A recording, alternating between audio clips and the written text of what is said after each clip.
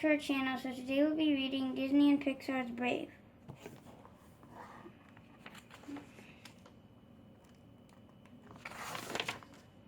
Long ago in the misty Scottish Highlands, a spirited girl named Merida entered the throne room. She was the Princess of Dunbroch and lived in the castle with her triplet brothers and her parents, King Fergus and Queen Eleanor. But in her mother's eyes, Merida was not a proper princess. Queen Eleanor wanted her daughter to learn things a princess should know, but Merida was easily distracted.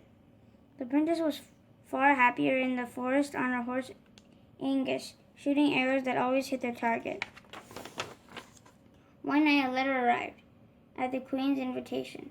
3 clans were bringing suitors to compete for the right to marry the princess. Merida was horrified. "I won't go through with it," she shouted.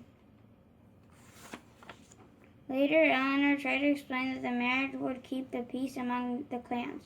She told Merida a story of a kingdom divided among 4 brothers when one selfish prince split from the others.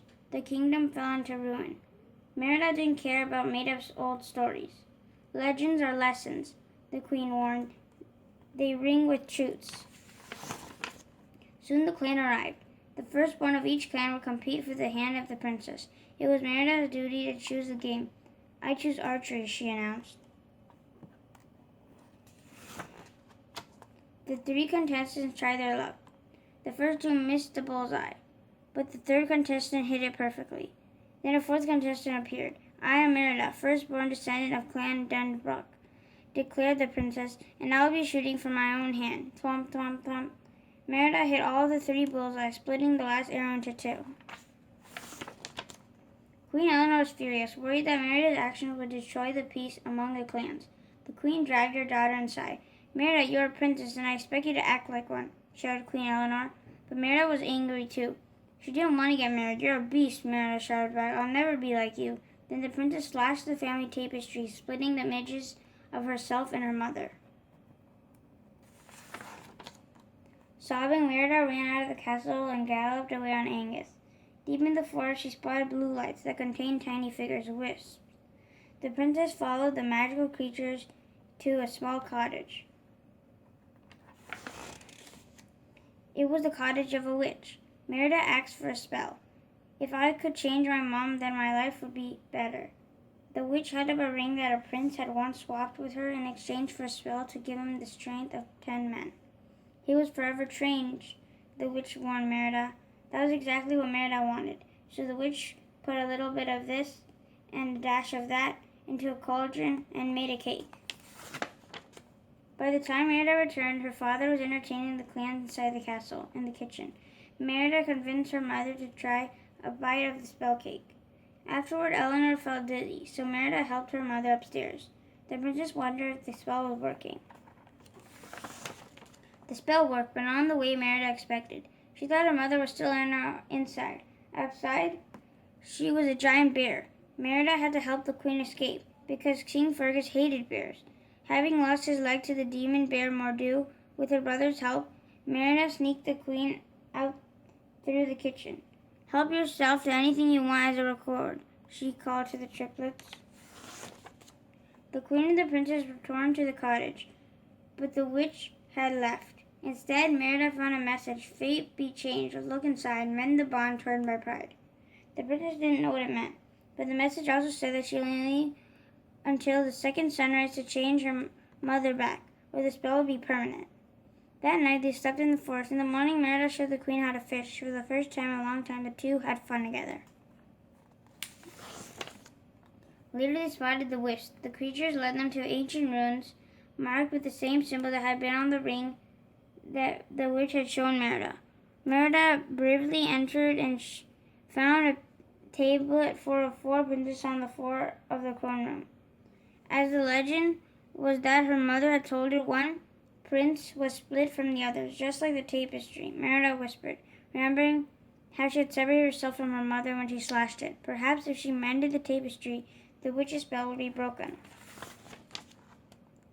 Suddenly a demon bear, Mordu, emerged from the darkness. The place was his home. Merida realized that he was the ancient prince who had wished for strength, and the witch's spell had turned him into a bear too. Mordu chased them.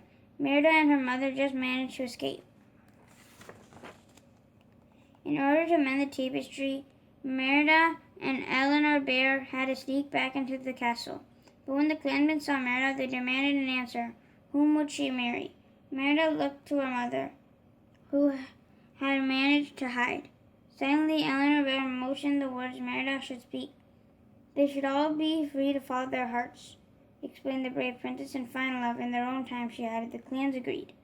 Now that the clans were happy, Merida and her mother slipped away from the torn tapestry, but King Fergus found them first. He wouldn't listen to his daughter's story, and Eleanor Bear had to flee. King Fergus locked Merida in a room to protect her from the bear while he went after it. He gave the key to a servant named Mahi. Luckily, Merida had help from her brothers, who had turned into bear cubs where they had eaten the rest of the spell cake left in the kitchen. They managed to startle Mahi and were able to get the key to free Merida.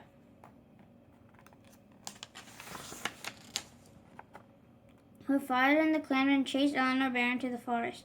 Merida and her brothers followed them on Angus, with the cubs steering and Merida chewing the tapestry. They arrived in the clearing, just in time for Merida to stop her father from striking Eleanor Bear. Just then, the demon bear Mordu burst through the trees and lunged at Merida, but Eleanor Bear protected her daughter, and a huge stone fell on Mordu, and the bear turned into a wisp. The ancient prince was finally set free.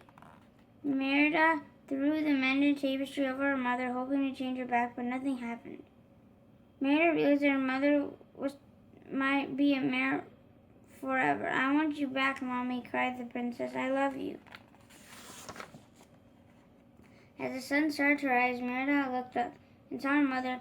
The spell had been broken. Even the triplets had become human again. You've changed, Merida exclaimed happily. Oh, darling, we both have, answered Eleanor. It was true, though they were still different. Mother and daughter saw the strength in each other and wouldn't change a thing. Their bond was now stronger than ever. As they watched the clan sail back home, Merida smiled. As long as she was brave enough, her fate would always be something that she could decide. The end. Thank you for watching. Hope you guys enjoyed Disney Pixar's Brave, and stay tuned for another book read coming soon. Take care, guys. Be safe out there and make sure you guys are reading. Take care. Bye. Bye.